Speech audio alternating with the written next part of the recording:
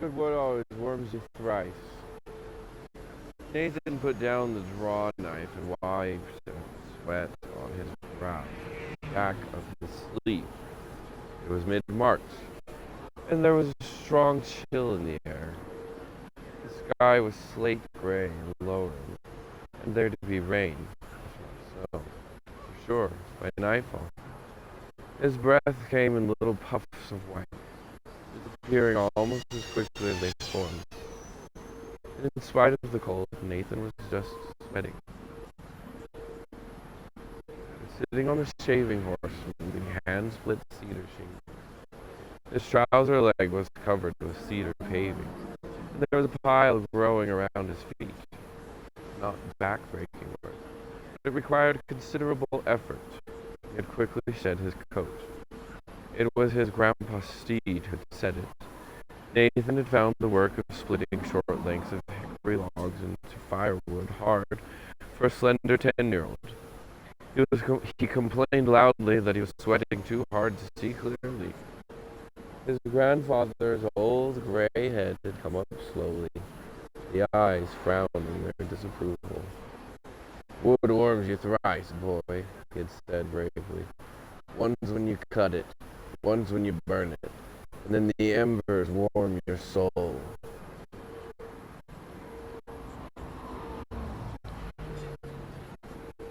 Oh. It was so like the old man, Nathan thought with fun. He could sit quietly, gnarled hands, looking as knotted and grained as the wood they worked, his fingers moving with slow precision as he whittled out an apple butter or shaped a wooden pail from a hollow sycamore trunk. The acorn-brown eyes would lift above the wire spectacles and peer briefly at his man. Then would come a sentence or two that would leave Nathan pondering for days. "Wood is like a good woman," he'd say. "Treat her with love and gentleness, and she'll show you her best quality." Or once, when Nathan kept dawdling over the task of cleaning the chicken house, a task which he hated with all the passion of a young boy could muster. "Sorry, a good woman doesn't want to wrestle?" His grandfather simply said, with the utmost gravity, "Son, if you got to eat a toad, don't look at it too long." That's how women feel about marriage. And if you've got to eat 2 toads, you'd be smart not to eat the smallest one first. If I had to eat a toad, I'd put it in a blender and make boiled blended soup, fried stirk, because Nathan found himself chuckling at the memory of that day. It had taken him almost a week and a little help from his mother before he figured out what toads and chicken houses had in common. Still smiling, he picked up the draw knife again and reached for another shingle. Wood warms thrice. Actually, this wood would warm him another. Actually, this wood would warm him in another way. Once the shingles were in place, they would warm him every time the winter snow came. He shook his head, marveling at the simple but profound wisdom of his grandfather.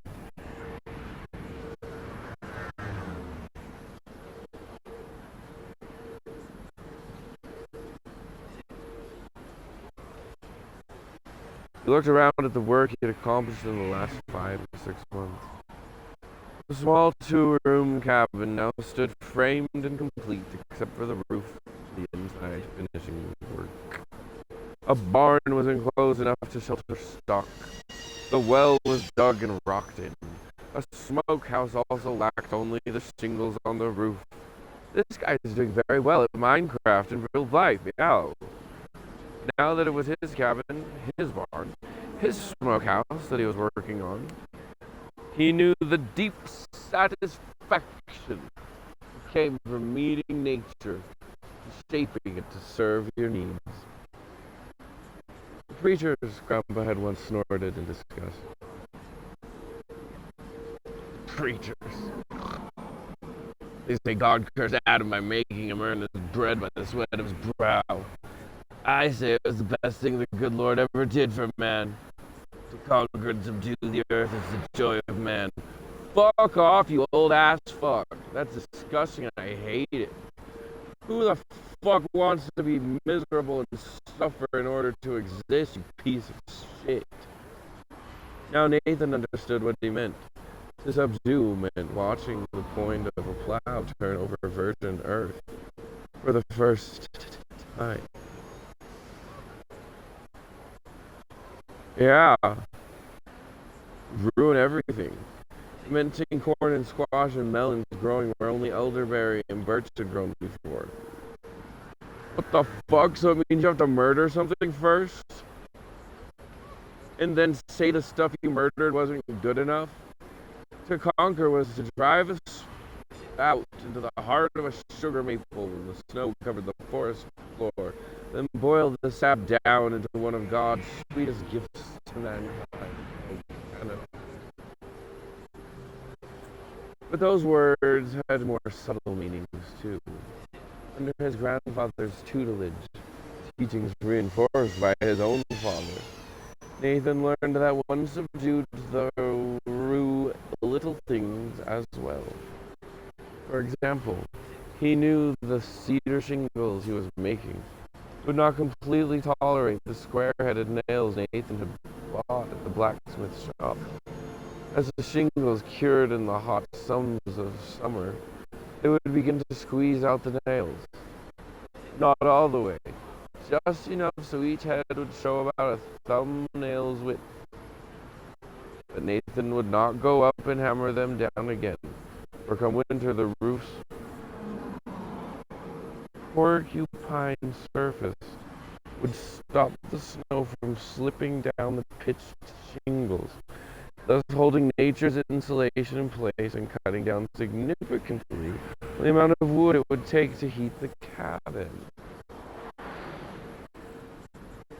Wait, what?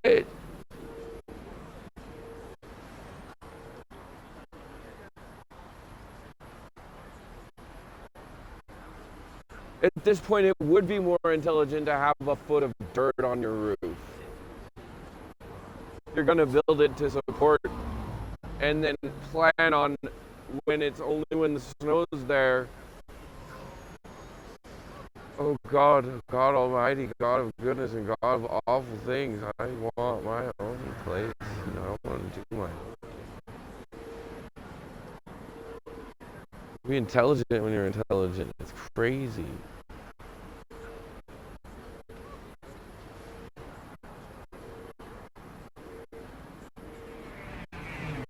To conquer was to drive a spout into the heart of a... Nathan learned that one subdued through the little things as well. For example, he knew that there were 100 other examples. Hickory twigs tied in a bundle around a stick made a simple but efficient broom. Strips of birch bark could be woven around willows to make a fish trap. Cedar bark went into his mother's big oak chest to ward off moths and other pests. Pitch pine, or candlewood as it was called, made a dangerous fuel for the fireplace because it left a flammable resin in the chimney. But split the pine into thin strips and light it, and one had a wonderful candle for moving around outside at night. Nathan stopped, suddenly angry with himself. He knew what he was doing. He had done it many times before. He was deliberately forcing his mind to concentrate on the ordinary, on the humdrum, so it would not turn to Lydia McBride. The battle he had fought many times before in the last 8 months. 8 months! He had spoken only 3 times since. Twice there had been accidental, painfully brief encounters in the village. The only satisfaction he had found in them was the pain in her eyes, which told him she found no more joy in the separation than he did. A 3rd time he had gone to her home, determined to talk it through, to find some kind of resolution. Her father had left them alone in the parlor, but only to go into the kitchen where he kept the door open and sat within easy hearing, rigid as an ice sculpture. Dismal and without hope, Nathan had made no further attempts to see her. Instead, he threw himself into the work of turning virgin land into a working farm. Just say fucking the earth. There was joy in that. The mind-numbing work of clearing trees, of cutting and curing lumber, of burning rock walls and cabins and outbuildings. There was joy and there was also sadness. By now she could have been carrying their first child. She could have been directing the finishing work inside the cabin or spading the patch of ground he had cleared for a garden on the south side of the cabin. He shook his head impatiently. He thought he had dulled the pain to the point of bearability. But just an hour ago, Melissa had come to see him. She and Mom had been to the village. In a dress shop, they overheard two young women talking. Lydia would be returning to Boston to live with her aunt. She would be leaving around the 1st of May. The sharpness of the pain surprised him. It lanced through him like a needle. Fire. But he knew why. Boston dashed any hopes. Boston was finality. Boston meant it was truly over. Why? She's going to be gone another year or two or something? He began to pull the draw knife with savage intensity, making the shavings fairly fly. He worked that way for almost 10 minutes, bending his mind to the task as fiercely as he bent his back to the work. Suddenly he stopped, staring at his hands, his breath filling the air in front of him with mist. He slammed the draw knife down, startled by the vehemence he was feeling. Lydia was going to Boston, and here he sat, wallowing up to his withers. Why didn't he just take out a white hanky and wave goodbye to her from the top of some far-off hill? With sudden determination, he gathered up his tools and carried them into the barn. He came back out, picking up his coat, jammed his hat on his head, and strode across the yard, headed for the road that led south to Palmyra Village. Mary Ann stood at the small table, pushed up against the kitchen window, humming softly as she peeled potatoes for the supper stew. Outside, the day was gloomy and darkening. She didn't mind. This was now her favorite spot in the house. The kitchen had been her husband's winter project. It was a one-level addition to the main room of the cabin, and it had expanded their living space on the main floor. Then, with a reckless surrender to luxury, they'd had their second good year with the crop. Benjamin had ordered 8 glass window panes and enough slate to build a large sink. Just 2 weeks earlier, he had completed the sluice from the creek which brought water to the house. Now all she had to do was get water inside the kitchen, tug on a rope, and lift the sluice gate. Within moments, the sink was filled. All the things she had missed about their home in Vermont, the running water to the kitchen, had been most dearly given up. I thought at the beginning of the book they were almost about to have running water to the kitchen. It was Melissa's prime complaint that they almost had water to the kitchen, and then Dad had to move them away. The view was to the east, where the road that passed their farm on its way to the village. Once the foliage came on the trees, her view would be limited. Now she could catch an occasional glimpse of any traffic moving north or south. It made her feel as though she were in touch with the outside world, feeling which was exhilarating after 4 months of winter lockup. The door opened and Benjamin stood at the entrance. He stomped his feet a couple of times and brushed at the straw on his pen. You get finished? He nodded, then came in. He had been out in the ice house, helping the men from Canandaigua unload the huge slabs of ice cut earlier in the season from the lakes that dotted the region. They had left nearly an hour before, but Ben had then taken forkful after forkful of straw from the barn and layered it carefully over the ice so it would last them through the summer. He came to the sink and washed his hands in the pail set aside for that purpose. He looked around, then reached out and picked up one of the potatoes she had peeled a bit into. Crunched solidly. He chewed a couple of times, seeming satisfied.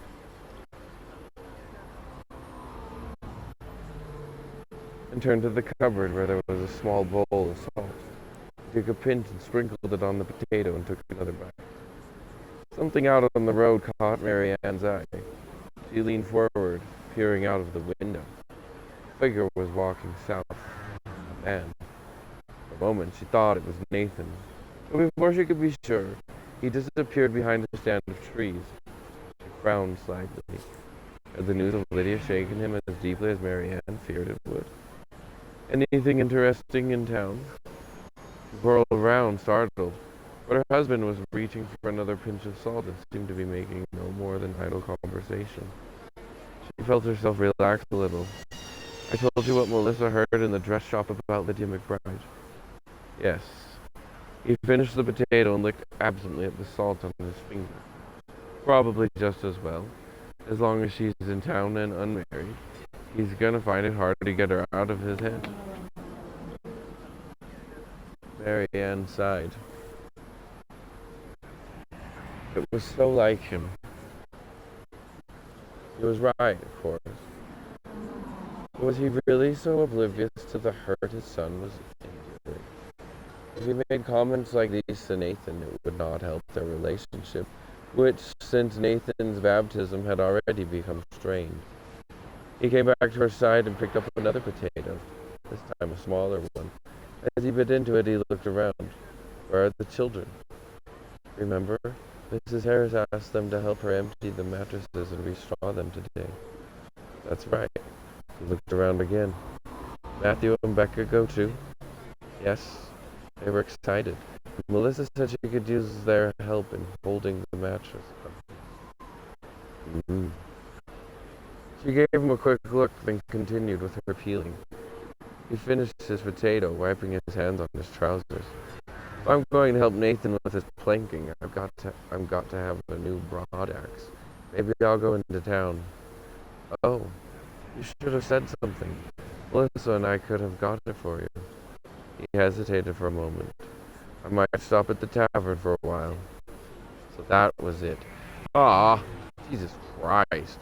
I thought this was awkwardly moving into proving he's just a good guy and then they're gonna go fuck each other in the back real quick. So that was it. She turned back to the potatoes, feeling a quick burst of resentment. Since his ultimatum 8 months previously, Mary Ann's relationship with her husband had stabilized. She never spoke of Joseph or his work of translation. She also honored his request, demand that the subject never be spoken about in the house. The only time she and Nathan talked now of Joseph in the Book of Mormon was when they were at Nathan's home. She felt a quick stab of irritation.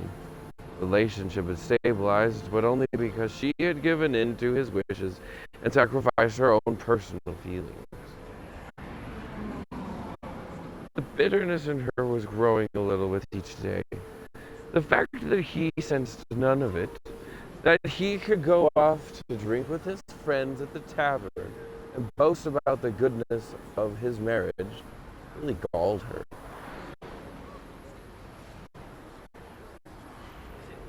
Lady, how many days has it been since you let him slip his dick into your vagina?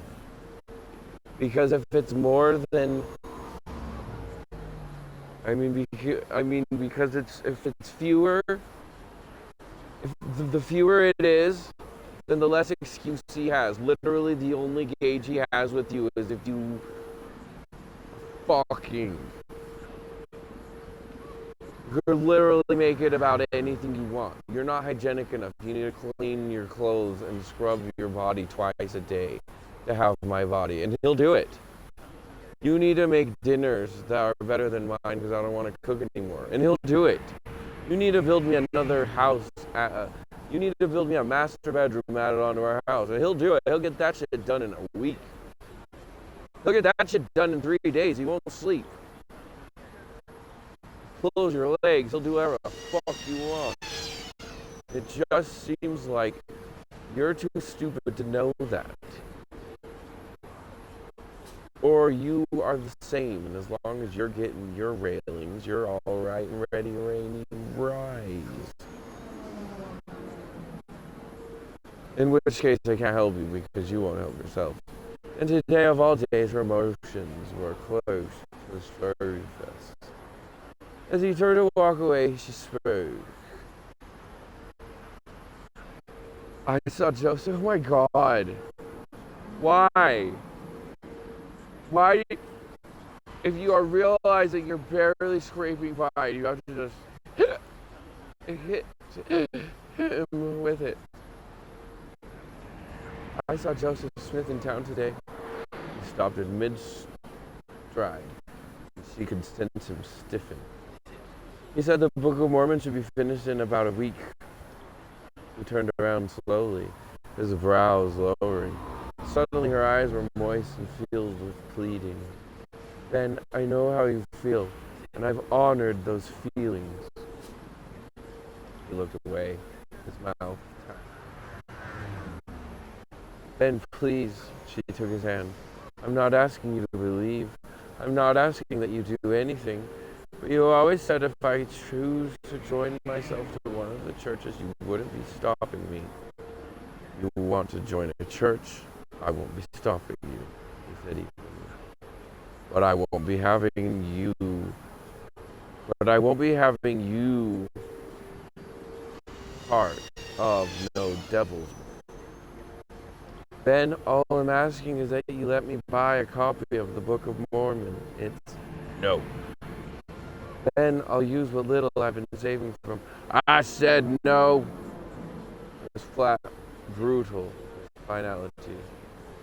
She stared at him for several seconds, trying to penetrate the coldness of his eyes.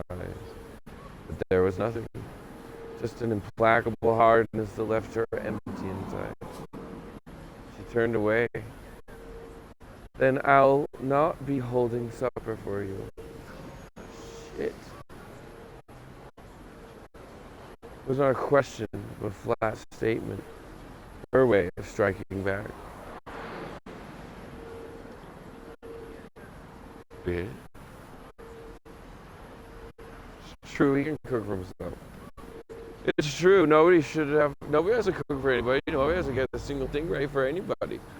All there are is ingredients. Okay, then eat the ingredients and drink some water. You'll live.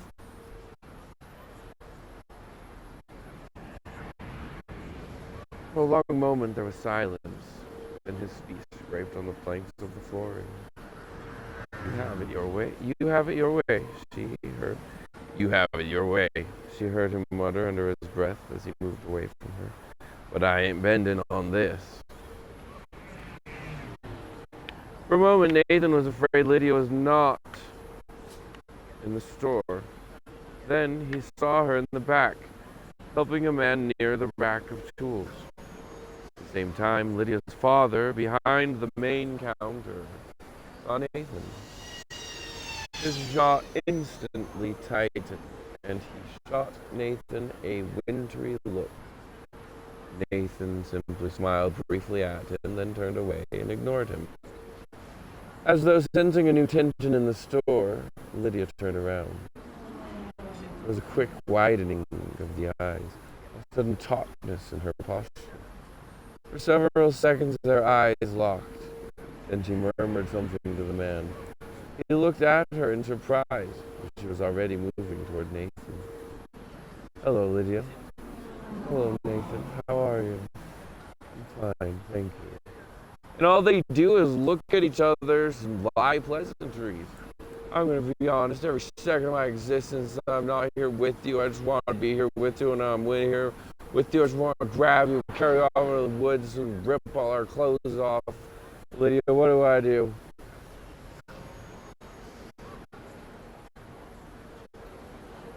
Took a quick breath. It's all true what I hear about Boston. She looked away quickly.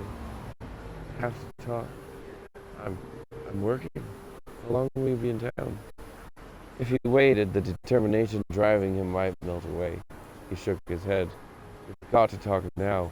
Well, maybe you should wait, and then once the determination has faded, you realize that you don't, well, yourself have the determination to do it like a pleasant person. Force me in a conversation with you. The father had come from behind the counter and was wiping his hands on his apron. Is there something you wish to purchase, Mr. Steed? If not, my daughter is busy at the moment. I'll be taking your daughter out for a while, Mr. McBride. He didn't look at her father, just kept his eyes holding hers. I believe that is up to Lydia if she wishes to take a break from her job.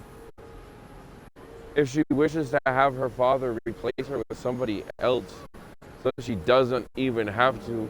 Or what are you talking about? Sure, yes, sure, no, maybe so, maybe go. I think Lydia can take breaks when she wants to, but I don't think you get to demand she take a break in your own name, as though, what, her mom's on in the other room and can't watch the story. Still,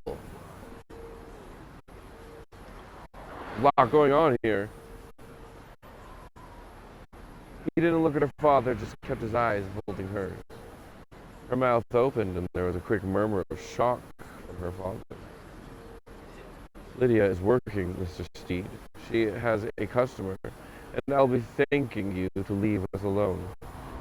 You'll be thanking me for nothing, Mr. McBride, he said evenly. He reached out and took her hand. I'll have her back within the hour. It was as though Nathan had slugged him in the stomach. Sure as shit, everybody hates Joshua, and it's Nathan over here being the absolute dick.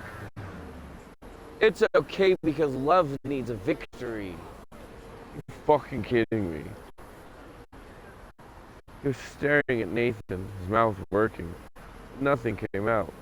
Without waiting for further confirmation, Nathan started for the door, gently pulling Lydia with him.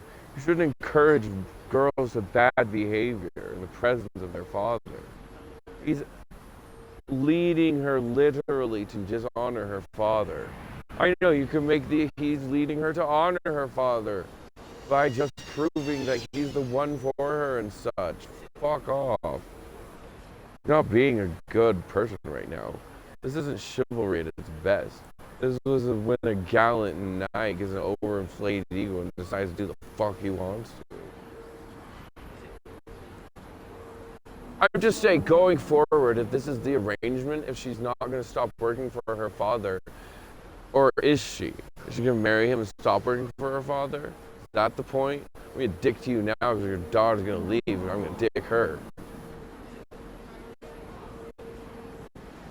Seems like they could have the cabin and she could keep her job, and he could have a good relationship with her father. And he could stop by and see her all the time. She'd still be at work. She'd still have customers. But he might be able to slip out for, 5-10 minutes at a time. Going forward, he's being a complete and total, absolute dick to his potential future father-in-law. Oh, law aside, to the grandfather of his future potential children. Oh, man.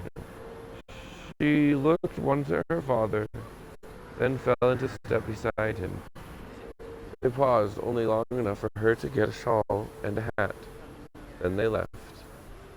A soft drizzle was starting, and Nathan moved toward an overhanging porch. But Lydia shook her head. I don't want to stop. I don't mind the rain. He nodded. They were walking along Canal Street,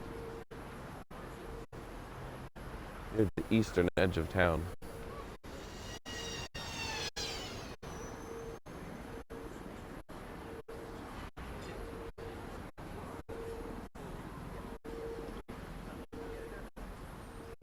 Right here's where they're walking. Right here.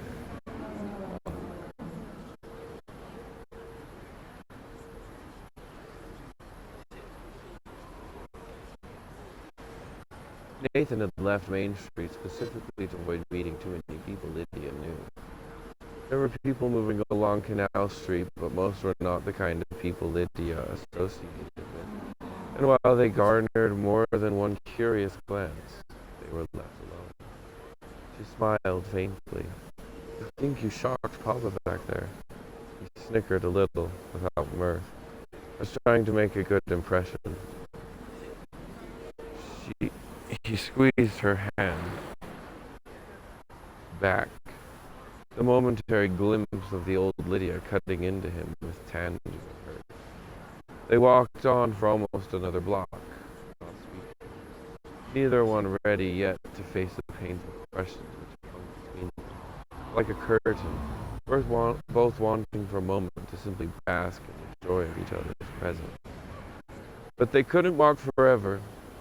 Finally, Nathan cleared his throat. "So, is it true? Are you going back to Boston?" She looked up at him, the dark brown eyes now nearly jet black in their sorrow. "I can't stand it here anymore, Nathan."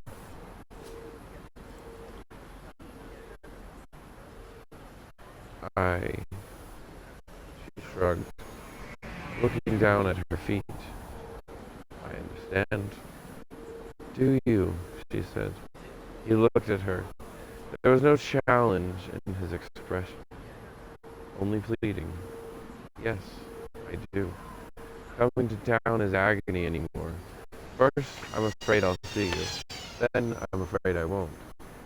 "Yes, actually, every day I find myself staring out of the store window, jerking up every time a man walks by." "I can't take it anymore, Nathan. At least in Boston, I won't be looking for you on every other street corner. At least I won't be looking for you on every street corner. And in Boston, there'll be another young man. And in Boston, there'll be other young men to help you forget." Her steps slowed and she let his hand drop. "I'm sorry, Lydia, but it's true. That's what's torturing me. You won't last a year there." But she just lasted a year there. "Every eligible young man in Boston will be after you." There was a fleeting, pain-filled smile. "You have a way of complimenting a girl in the most hurtful way." He took a breath, then just shook his head. She stopped, turning him to face her. The rain had left wet spots on her cheeks, and they looked like tears. "Nathan, I exhaled slowly, started again. "If it isn't going to work between us, Nathan, then the sooner we move on, the less painful it will be." Is this the kind of conversation that true lovers have all the time? Each time they meet, if it isn't going to work out from us, then we should be done with it already.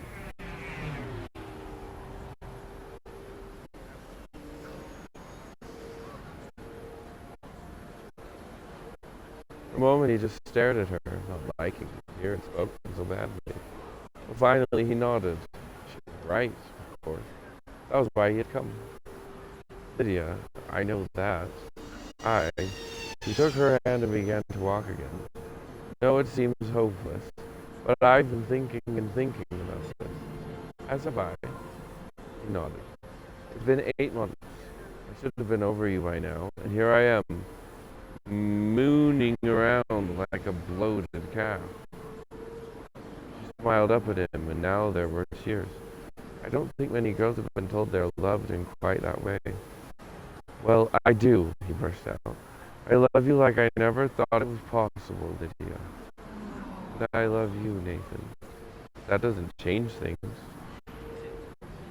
"I know that." He let out his breath in a burst of frustration. "I know that, but I can't let you go without making one last try." "So love doesn't change anything, then?" "All right." "Has anything changed?" she asked, voice soft, now tinged with an edge of bitterness. Yes. She spun around. He searched her face, trying to collect his thoughts, trying to choose his words carefully. I understand how you feel about Joseph. I understand how your parents feel about the whole situation. I think it's tragic when people judge him without even listening to him, without even giving him a chance.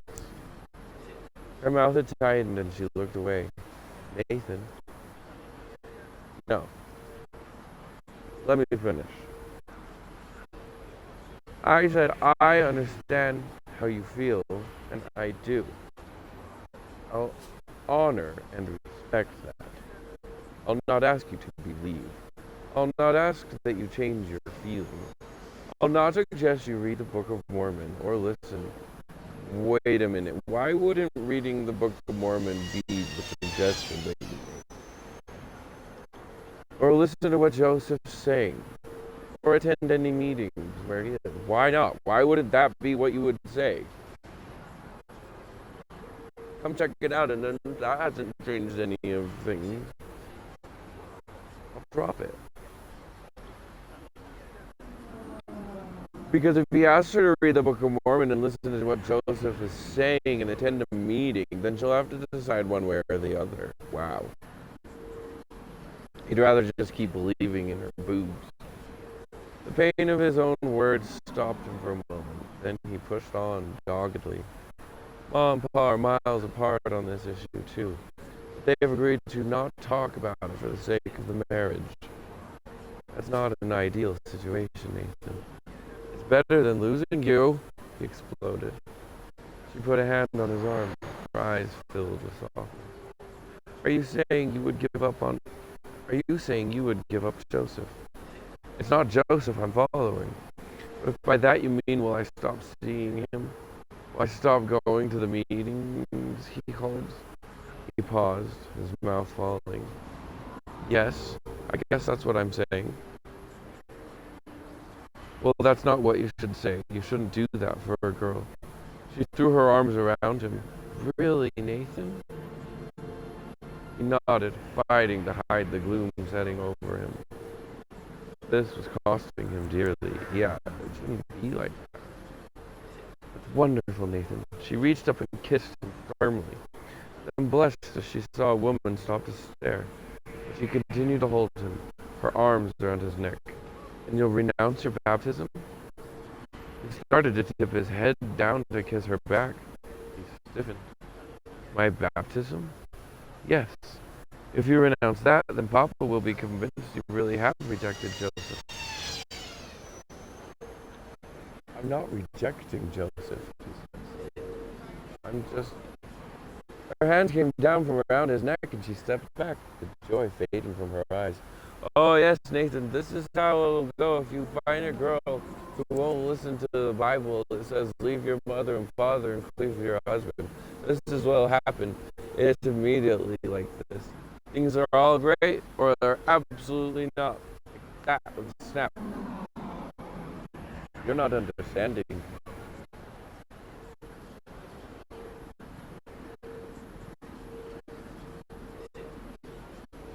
Her hands came down from around his neck and she stepped back, joy fading from her eyes. You're just what? You said my association with Joseph was what made your parents angry. Alright, I'm willing to stop that association. But that doesn't mean I no longer believe in what he's doing. But I thought, why would I renounce my baptism? Nathan, it's not just your association with Joseph, it's believing in him. It's groping for the right words. It's being baptized by him. That means you're one of his followers. No, Lydia, he said, the anger rising. I'm not one of his followers. I am following God. I am following what my heart tells me is true. When I was baptized, I didn't make any promises to Joseph. I made them with the Lord. Are you asking me to give those promises up? You're just playing with words, she exclaimed. No, Lydia. These are not just words. What would you say if I asked you to renounce your faith? My faith is not based on a charlatan. He turned away, shaking his head. You're all the same. You won't listen.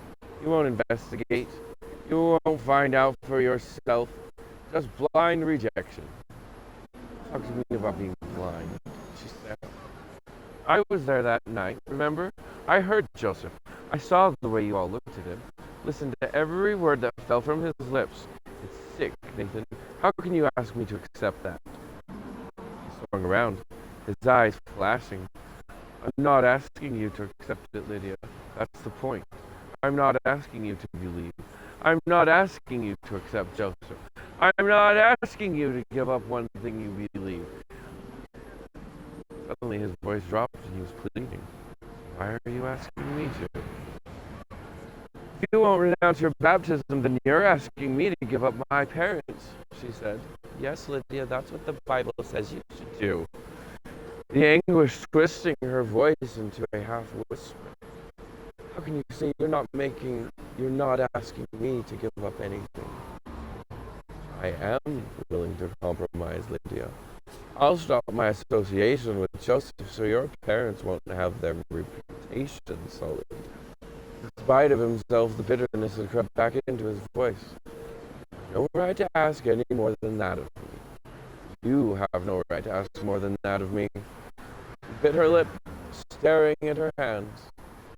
And it comes to this again, doesn't it? She finally whispered. He looked away, unable to believe that there was no bending in her. Finally, he turned back. Her eyes were brimming with tears. Her hands clenched together. He nodded slowly, his eyes flat and lifeless. I guess it does. And then, out of Juliet's lifeless body crawled the unborn child nobody knew had been conceived in their frightful weekend flurry. Now, though both of its parents were dead, the child emerged.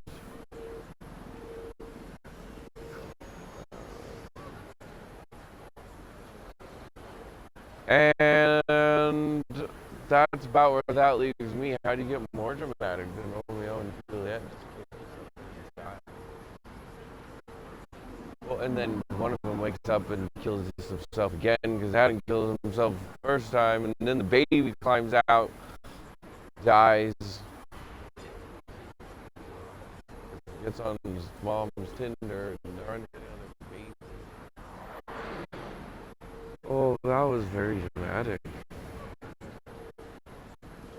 It just makes me wonder, like, if Romeo and Juliet, oh, that's the point, right? That was Romeo and Juliet is a comedy because it all happened in like a week or something. Die. Like, I don't get it, I guess.